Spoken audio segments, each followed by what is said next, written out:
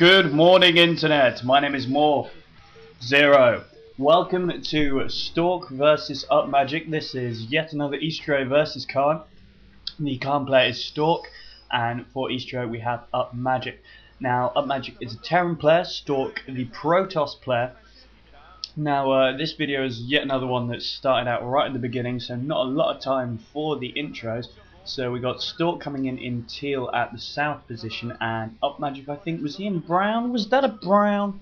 We'll have a look in a minute. No, it was white, I do apologise, at the northward position.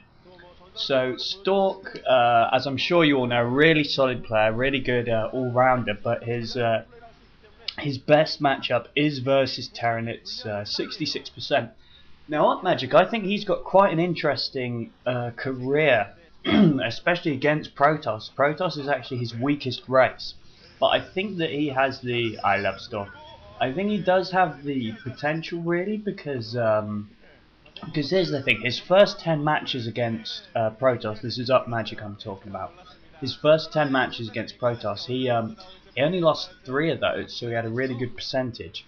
And then throughout the rest of 2007, he was putting in quite a good show against Protoss. His win ratio was over 50%. He had a few victories against Bisu and Much, so he has the ability to lay it down. But then in 2008, he just went on this crazy losing streak against Protoss. Now I don't know if I think it's probably less that his skill has decreased. I think it's maybe that he hasn't maybe been able to adapt to changes in Protoss play that have come in this year. I don't know if he's just lost that initial buzz. But anyway, I think maybe he can. And happy birthday to whoever that's happy birthday to.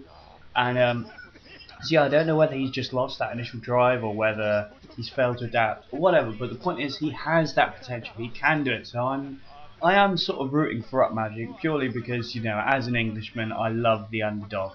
And is it brown Terran? I think it might be. No, it is white Terran. Anyway, you know what the Terrans look like. They're the grey ones, the grey depressing. Oh, now I said the other day that red was my favourite Protoss colour, but it might just be teal. So anyway, neither player going in particularly the right direction. Stork sticking to the one base. He's got his cybernetics core going down. Doesn't look as if UpMagiC has gone for an expansion either. Looks as if a probe's just about... No, I don't think that is a probe actually. I don't think there's anything in the area.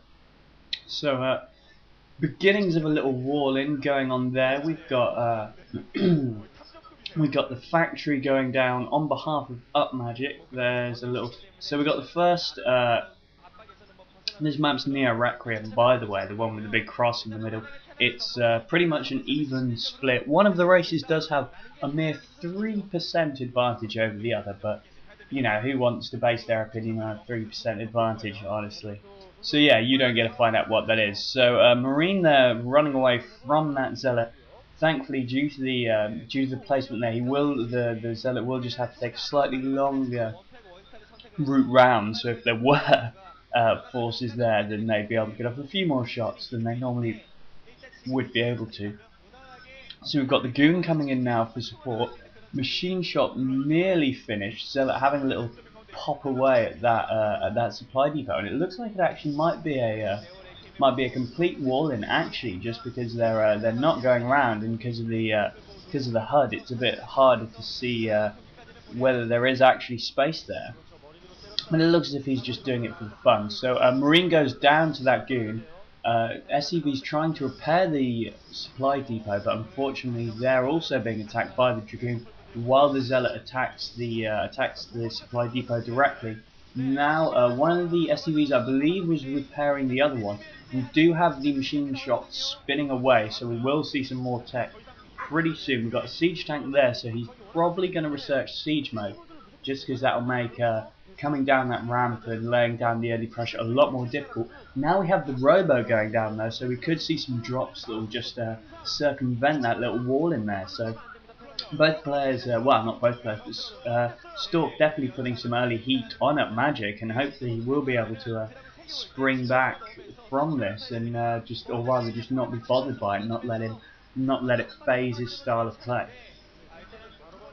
Because I always think when especially as a Terran player, I suppose, when your opponent gets a sort of this kind of soft contained, kind of early sort of harassment contained sort of thing, where you can sort of look at it either positively or negatively. So we've got a second factory going up, so it's definitely a factory based build, not going to see any sort of crazy 2-star pop build. We've got the observatory going up for a bit of mobile detection. But yeah, you can either sort of look at it positively or negatively, and either go, well, trapped in my base, I'm a bit fucked, or go, well, actually, I wanted to go for a 1-base tech start, actually, now that you mention it, and you're going to lose more units trying to break through my wall, haha. So it's just a matter of perspective, you know, you can turn any situation into StarCraft into an advantage with the right mindset, or at least that's what I choose to believe. So we still got the spinning going on there at the machine shop, still 2 factories down. I don't know if there's anything coming out of that second factory at the moment. Probe down there, so we've got the expansion coming up for Stork now. Observer there in the area just to make sure there aren't any sly mines or anything like that going about. A few more siege tanks on the ground. We've got a nice little missile turret there just in case we see the drops from that robo right there.